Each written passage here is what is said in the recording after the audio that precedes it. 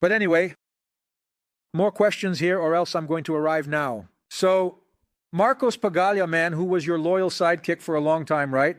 Yeah, my holding. He sent me some questions here. Look, let's go.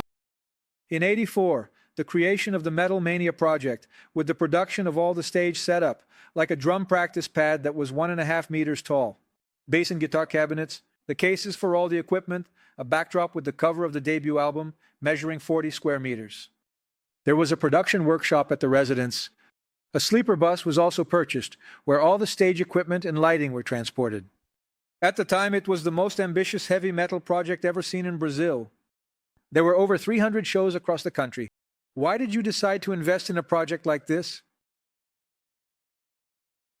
As I told you, I'm a visionary.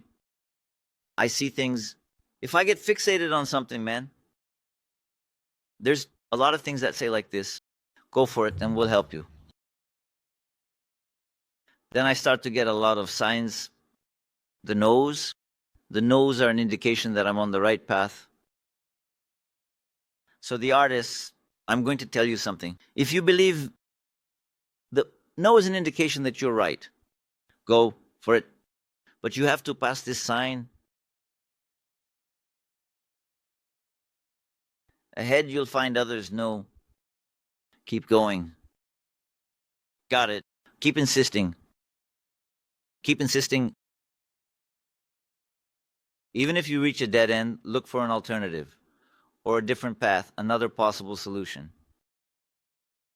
It's a dead end. Why? Because there's a wall. Jump over the wall. Got it. Act illegally. Got it. Yeah, it's those things. So it's not that I was rich. I've always been a musician. I don't come from that like, oh, the guy had money. I don't know what. I had success with something else that wasn't metal, and I spent all my money on metal. Although, as he said, more than 300 shows, we traveled a lot. We went to the countryside. But it wasn't bringing in financial returns? For you? Because we had a really big setup and we were tall. Nobody was buying our shows. We were once funding the shows ourselves. Got it.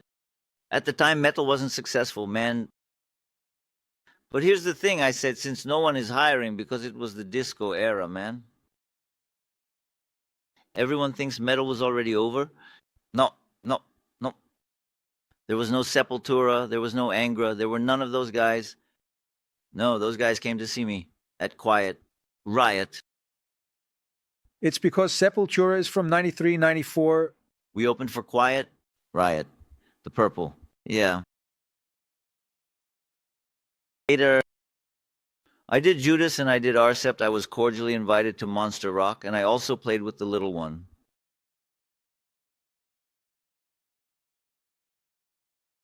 But that beginning there was, even to maintain this whole structure, this structure is expensive.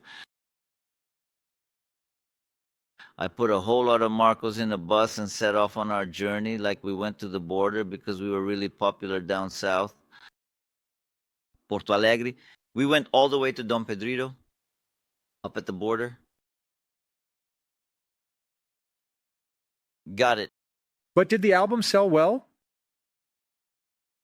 Dude, the album was unwanted by the record label. What was the record label time? RCA. And they only let me record this thing because of Ed Chocolate. That's interesting. You record Ed Chocolate and I'll let you do that crazy metal thing. We don't believe it. We're not going to do anything stupid. But I'll let you. So they didn't work on anything. But did it sell well? It sold, well, 20,000 copies? 30,000 copies, 30,000 copies. Got it. Got it. I even think it sold more because the number of records of that vinyl out there, man. It's just that, they really wanted me to give up and go back to doing something childish. I don't know what, or at the very least, I stayed with Fagner, with Geraldo Azevedo, with the guys from the record label. And you can't do both?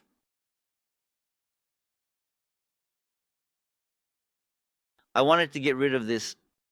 That's where ED comes into my life. I want to be free just like that guy. Got it? I want to be free like him. I want to feel that pleasure. I don't want to be there curled up doing what others want me to do. I want to do what I want. You were living the band's dream, right? It's just typical of a rocker. Man, I want to live the band's dream, believe in my project. Exactly. Then I arrived and went. Marcos knows the whole story, everything we've done, the shows. It was a success. So in front of the audience, it was too much.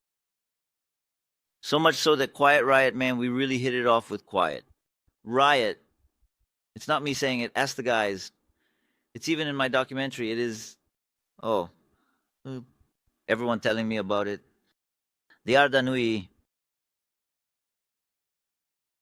Ooh. Andre Esquisa saying that, man, you destroyed it. You know, man, after that, we couldn't hear it was bad for them. I don't know what happened because everyone was there. We were really sharp because we did a lot of shows. Got it. But why did you guys end the project? It was 3 years that you guys were together? It was 3 years, right? And you closed the project. Why? Because I wanted to do something. That's when it came in and went wrong. I wanted to do something that would be a radio hit. I see. And I was really, really annoyed because metal, like today, essentially became a religion. Guys, Cheetah. And I hate that. Got it. This idolization, that thing, Satanism or not, I don't know what's crazy. I just want to have fun. It's sex, drugs, rock and roll. It's crazy. I just want to have fun. It's sex, drugs, and rock and roll. I have nothing to do with that stuff. Got it. Hate something wrong. Wow. Geraldo was laughing. Got it. So, damn. And then all of a sudden, everyone started to play Machine Gun. Bought a shotgun, damn. It's not guitar. The guys just play with the strings all loose, no. That's what I like. It's better to mic an AK-47. Forgive me, folks. Forgive me, but, Better to mic an AK-47. She takes it off, straightforward. That's right. It's all 1 to 19, 21, 22, 23, 24, 25, 26, 27, 28, 29, 30, 31, 32. Wow, man. I am unable. Sorry. I'm sorry. But do you think that... You can be mad at me even... That's right. Because you guys don't like me. I don't like you either. Okay? Is the war declared? Okay? It's all good. Is the war declared? Brother, it has always been declared. Not even me against you. Don't accept me. Because I'm from the other side. Who was this message for? For everyone who is on the bad side. Do you think metal is where the most clueless people in music are? Like this? More idiotic? It's more idiotic, isn't it? If it's not all, then not everyone is halfway. Let's go. Let's separate the wheat from the chaff. There are wonderful halfway people who are the ones that are not radical, who don't belong to this religion. You know, those are the guys who, there's some fun. They're not people with mental problems. Understand? But did you suffer from those little ailments? The little ailments exist to understand, and some aren't who are closed-minded. Done, clear-headed, these people are absolutely with me, and I'm definitely talking these things. They're going to say, damn, you're right. I'm like that too. I've heard a lot of people say. But did you suffer back then? So prejudice? No, more or less. Uh-huh. I suffered more prejudice when I started Yahoo, and we were there with Mordeiro da Moura. There were people who would go to the front of the stage and say like this, Robertinho, get out of that mud. Ha, ha, ha. Because you went from a heavy project, metal, and then you talked about making love later, no, and the guys were really pissed off. Because the audience at Yahoo was all women. There were no men. The men loved Yahoo. The man would go there tied up with the woman to see the show. The show was a bunch of women. There were no men. But they asked the guy, "Did you like Arrow?" No. Nobody liked it. The women, they were all a girl band. And the band like that, naturally. The band, if it were today, would be in jail. The guys were serving life sentences. The Henrique was a life sentence.